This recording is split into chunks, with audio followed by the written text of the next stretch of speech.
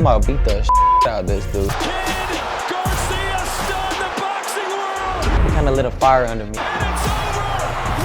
Ryan Garcia. It's either gonna be my burial or my resurrection.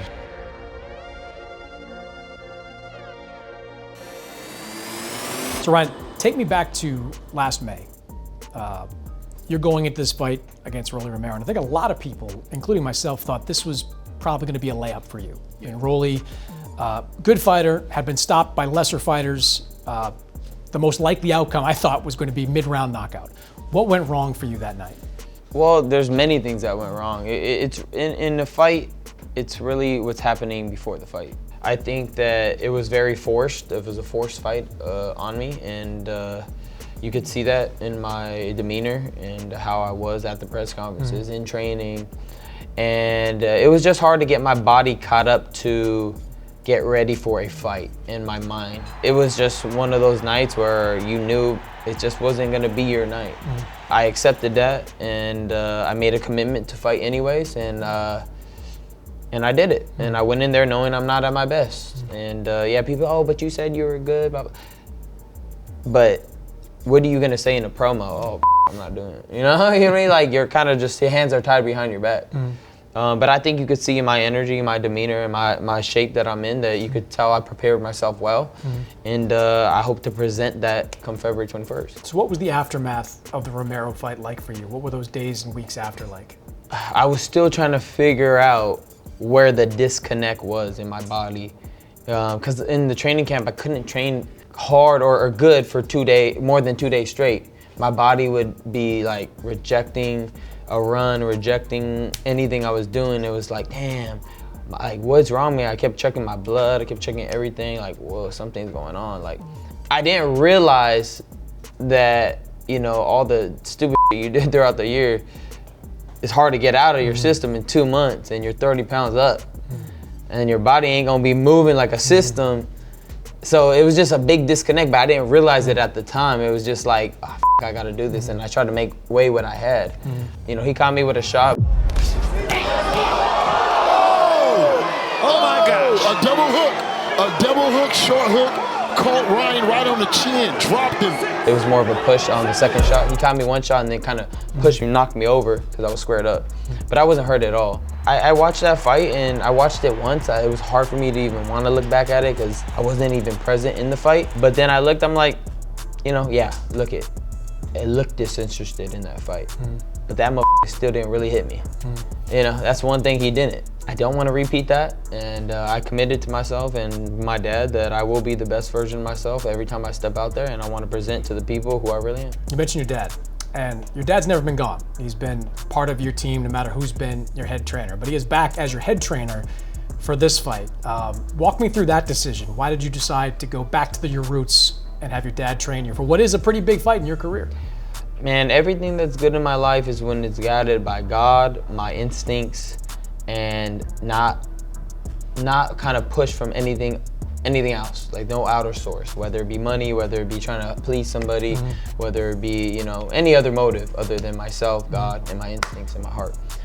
So, you know, my instincts, my heart said, you know what, I'm gonna bring back my dad. You know, I feel like I got so much knowledge from all three of those coaches, and all displayed and you know, certain things that I may have been missing, and I think I've gotten what I needed out of those trainers, and through my journey of becoming a better fighter. And my dad has been there for the whole ride, so he soaked in all that knowledge, and now we're ready just to be a father-son duo and take over. That's it.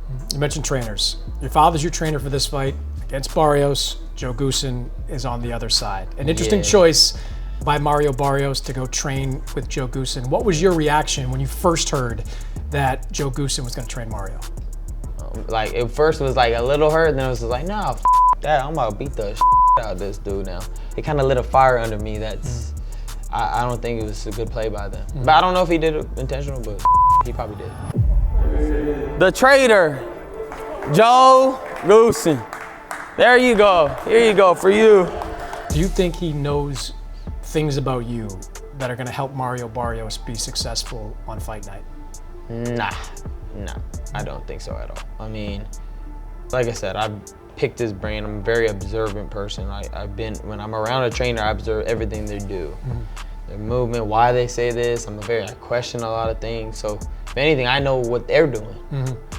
And it kind of seems like he's disinterested in this fight. But I think because he's been through a lot of wars, he's taken a lot of punches, you know, that spark is like, damn, I gotta do it again. Like, this gonna suck. Like, you know, that's kind of what I've seen in him, though.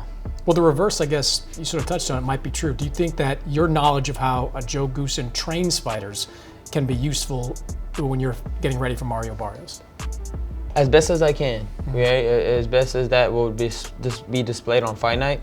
I don't think a fighter can change that much stylistically wise. Now, I'm not saying that top form is different, or they're sharper, timing's better, more in it, you know, that's different. We don't know what kind of Mario Barrios is coming, but we do know how he usually fights, and most of the time, it doesn't sway off that, you know, too much. And when you make a change right away, like when I had takeout, right? This is all I could pull from it. When I switched to Joe Goossen takeout, it was kind of like my timing was off. I'm trying to do that I don't usually do. What the fuck? And so it's hard to fit in exactly what he wants you to fit in until later.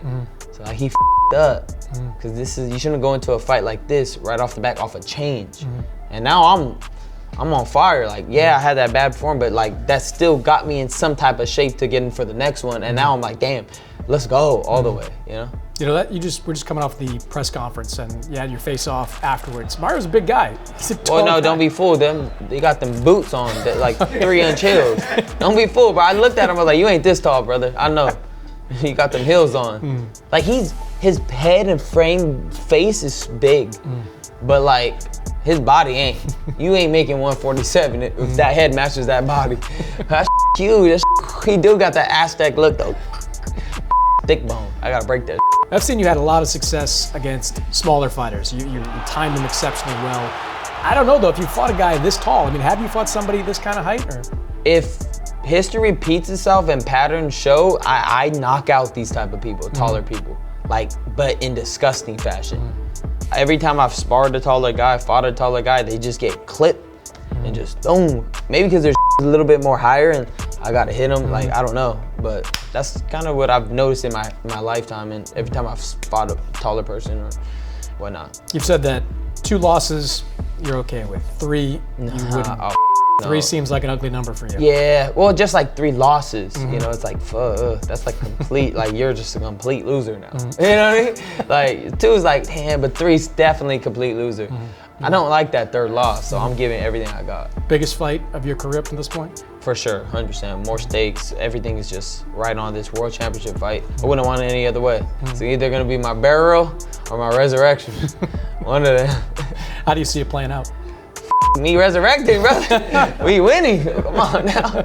But in the ring, I mean, you think this is going to be? You've talked about how it's going to be cuts. I'm being nice to him. I think it's going to be a grueling fight for his ass. Like he's about to be cut up, bloody, all that. I'm ready to get in there. Like, let's get to it. Like, let's start throwing them legs. That's why I said we need 8 ounce. Burial or resurrection? That's a good way to frame this fight. Yeah. It's either burial, Ryan Garcia, or the resurrection. We'll see. All right, appreciate it. Yes, sir.